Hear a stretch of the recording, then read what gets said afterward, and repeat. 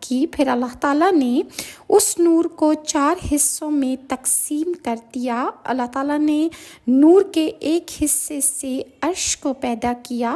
دوسری قسم سے اللہ تعالیٰ نے قلم کو، تیسرے نور کے حصے سے بہشت کو، اور چوتھی قسم سے عالم ارواح کو اور ساری مخلوق کو پیدا کیا،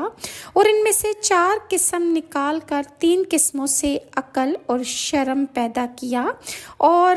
پہلی قسم سے اللہ تعالیٰ نے عزیز و مکرم تر میرے تئیں پیدا کیا، یعنی سب سے بہترین نور اللہ تعالیٰ نے نکال کر رسول خدا صلی اللہ علیہ وآلہ وسلم کو پیدا فرمایا۔